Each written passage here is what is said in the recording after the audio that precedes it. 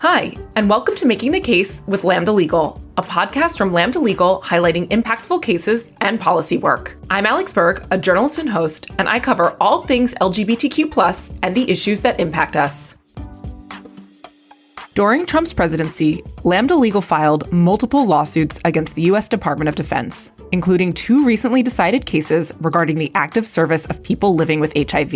These lawsuits challenge the Pentagon's unjust policies preventing enlistment, deployment, or commissioning of an officer if a person is living with HIV, as well as unfair discharges for service members living with HIV. On today's episode, we sit down with senior attorney Kara Engelhardt to discuss how she approached these cases and how she took on one of the largest employers in the world, the U.S. Department of Defense.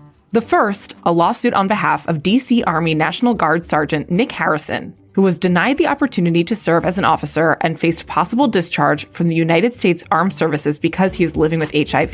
The second, a lawsuit on behalf of 2 HIV-positive members of the United States Air Force who were given discharge orders just days before the holiday season.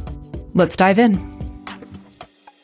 Hi, Kara. Thank you so much for joining me. Thanks so much for having me, Alex. I'm really excited to talk with you today. I'm so excited to talk to you because I covered Harrison back in 2018. Can you briefly tell us what this case was about? Sure. The decision we're talking about today, the big win, is actually in 2 cases. There's 2 federal cases against the Department of Defense in the U.S. District Court for the Eastern District of Virginia that were combined for purposes of discovery and summary judgment, which led to this final decision. Long intro to say Harrison v. Austin and Roe v. Austin are 2 cases on behalf of service members in the U.S. military who are living with HIV.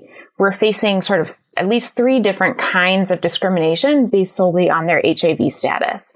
Sergeant Nick Harrison was being denied the ability to move from an enlisted position to an officer position. He wanted to commission as a JAG officer or an attorney in the Army. Our clients, Roe and Vo, who are anonymous, and the organizational plaintiff, Modern Military Association of America, in the Roe case, were facing discharge because of their HIV status. That was under a new policy during the Trump administration that had to do with their inability to deploy for a calendar 12 months. Actually, until this lawsuit, all people in the military living with HIV were arbitrarily and irrationally marked as unable to deploy.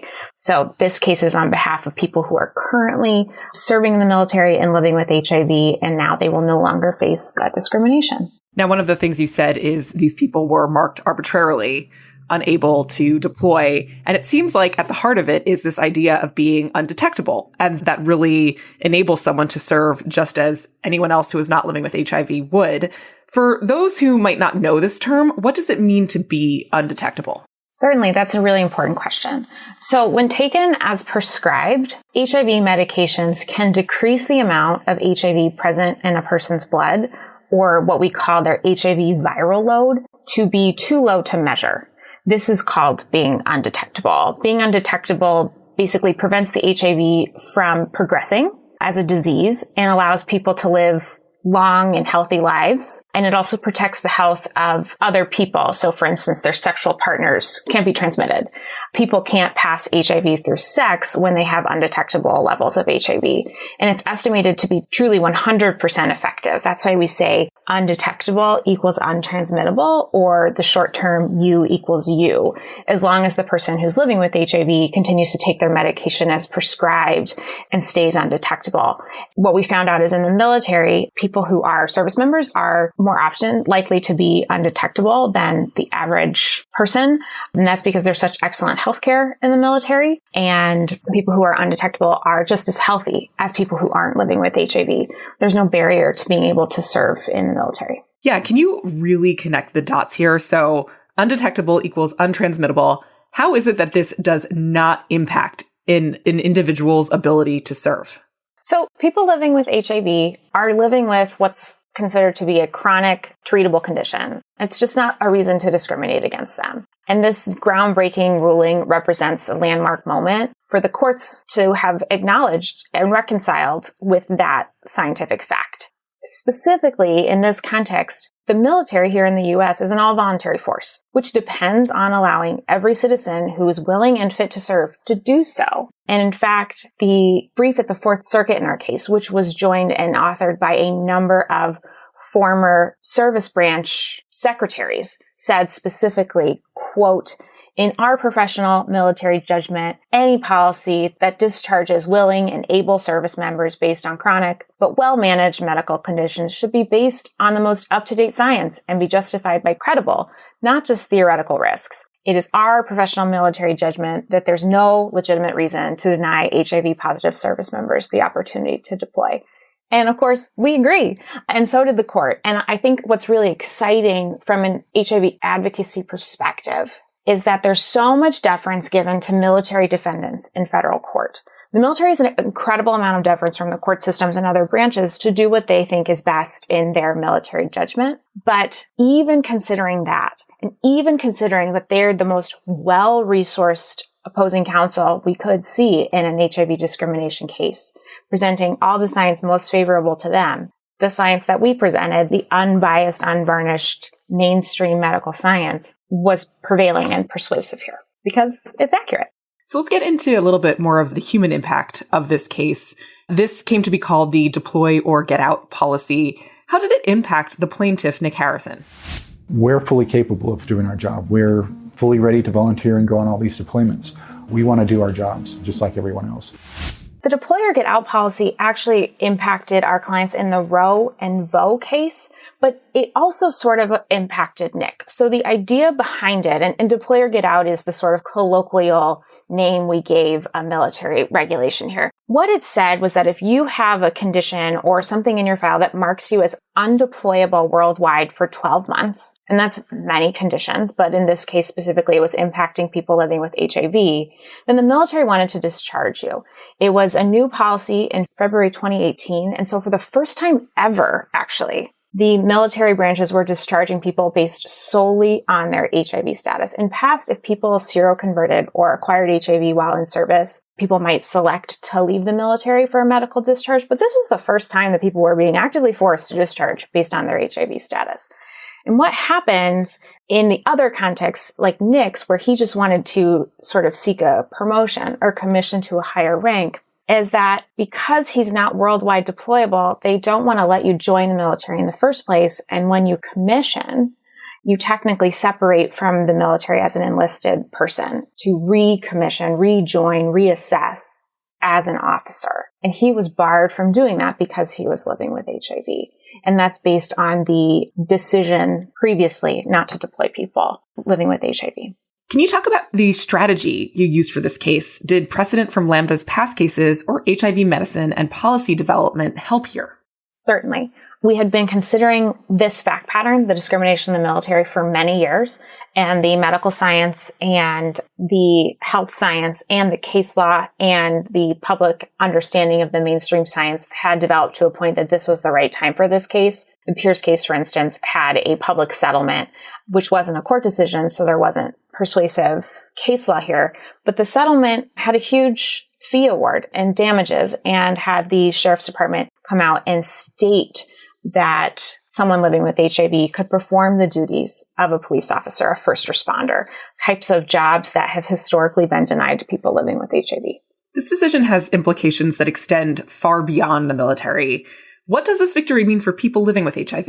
First and foremost, it's the biggest legal victory for people living with HIV in decades. The military is permanently enjoined from discriminating against our clients and service members living with HIV. There's no more discharges, no more bans on deployment, no bans on commissioning as officers. And when a federal court found that military policies that treat people living with HIV differently from other healthy people, it found that it was irrational under the U.S. Constitution because they were based on outdated and unsupported understanding and unsupported with today's science and medicine. The court order means the military of all entities must acknowledge the current science regarding HIV, that's easily treated, not easily transmitted, and that people in treatment are as healthy as HIV negative people.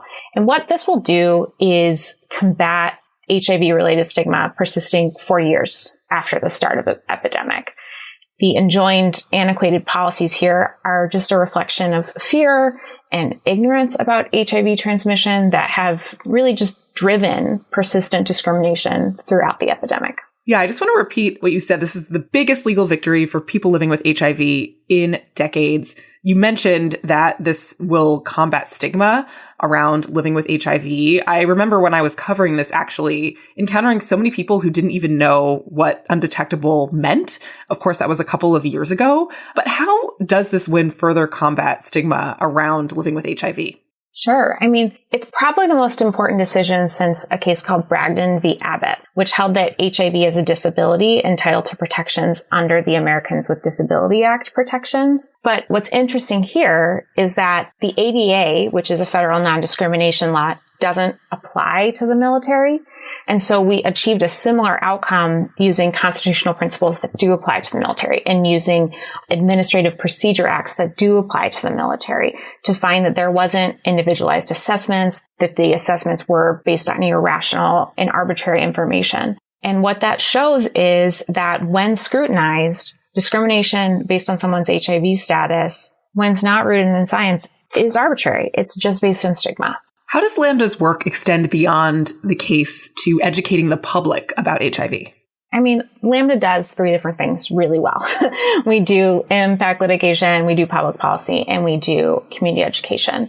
And what we can do with this case is opportunities like this, talking in podcasts and news articles and talking with our donors to really spread the word with the amazing spokespeople like Nick Harrison to show people what it looks like to be somebody living with HIV and show people that somebody living with HIV can proudly serve in the military and protect, the rights and freedoms of Americans, and show people that someone living with HIV is capable of doing any job in the entire world. The U.S. military is the largest employer in the world. It's just a really fantastic opportunity to reach into every corner and access people living in all different walks of life.